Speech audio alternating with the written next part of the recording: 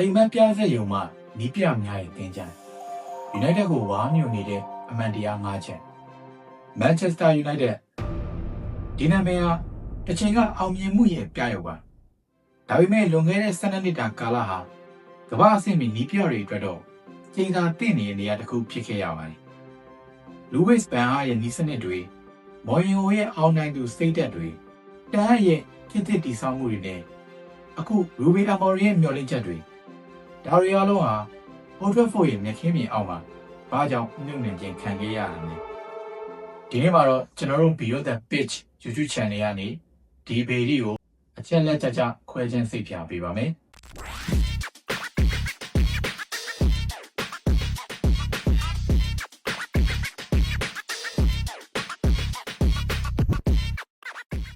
နံပါတ်1စာရဲလက်ပါဝူဆန်ရဲ့ပုံရိပ်နဲ့ဖွဲ့စည်းပုံမှာပထမဆုံးပြဿနာကအသင်းရဲ့ဖွဲ့စည်းပုံမှာစာရဲလက်ဟာအသင်းမှာနီးပြနေမှာကပဲအရာရာကိုချုပ်ကင်တဲ့မန်နေဂျာအဖြစ်19ရာစုနှစ်ခန့်က United ကိုအုပ်ချုပ်ခဲ့ပါတယ်။သူထွက်သွားတဲ့အခါအသင်းမှာ Moral Football ရဲ့အရေးကြီးဆုံးစိတ်ပိုင်းဖြစ်တဲ့ဒီစနစ်ဒါရိုက်တာတွေမရှိခဲ့ပါဘူး။အဲဒီဟာဘက်ကိုအမှုဘောလုံးစီးပွားရေးသမားတွေကဝင်ပြေးတဲ့အခါမှာဘောလုံးနီးစနစ်ထက်စီးပွားရေးအမြင့်ဆုံးကိုရှေ့တန်းတင်ကြပါတယ်။အဲ့တော့နီးပြတွေကသူတို့မလိုချင်တဲ့ကစားသမားတွေကိုအသင်းဘက်ကခေါ်ယူပေးတာမျိုးတွေရှိခဲ့ပါတယ်။ဥပမာပြောရရင်ပေါ့ပါကိုခေါ်ယူလိုက်တာမျိုးဒီမာရီယာကိုခေါ်ယူလိုက်တာမျိုးရိုနယ်ဒိုဒုတိယအကြိမ်မြောက် United ကိုပြန်ရောက်လာတာမျိုးတွေပေါ့။နံပါတ်2အသင်းတွင်းစီးလုံးမှုပြပြခြင်းUnited ကစားသမားတွေကဒီပြထက်ပိုပြီးအာဏာရှိနေရဆိုတာကကြောက်စရာကောင်းတဲ့ရည်ကြီးမှုတစ်ခုဖြစ်နေပါတယ်။မော်ယွန်ကပေါ့ပါကိုစီကံထုတ်တဲ့အခါတွေတန်းကဆန်ချိုကိုအရေးယူတဲ့အခါတွေမှာအသင်းဘုတ်ဖွဲ့က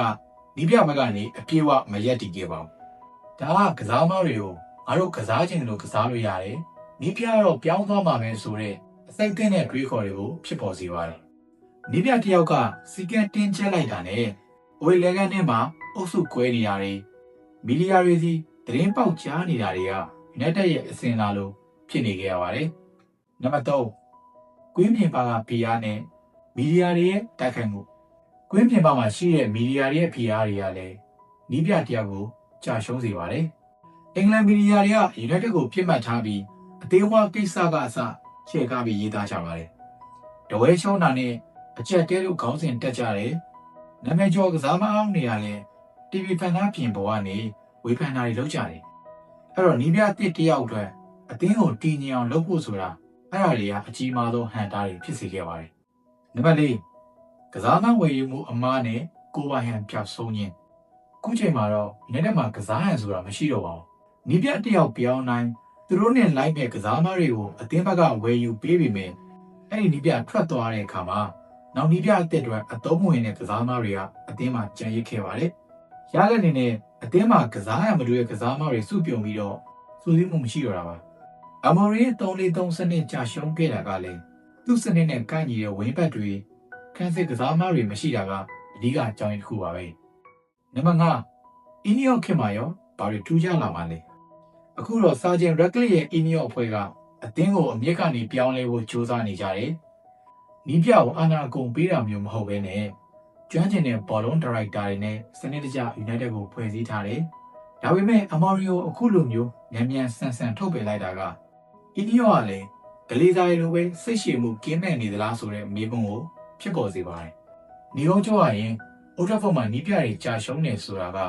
သူတို့ရဲ့တော်ရုံရည်ချင်းမရှိလို့မဟုတ်ပါဘူး။အသေးအပျက်စီးနေတဲ့စနစ်တွေကစားမပါဝါနဲ့မီဒီယာ PR တွေကသူတို့ကိုဝါမျိုးနေရပါUnited ရဲ့အခြေစာကိုချိုးပြတ်နိုင်မှာကနီးပြအစ်တယောက်မဟုတ်ဘဲနဲ့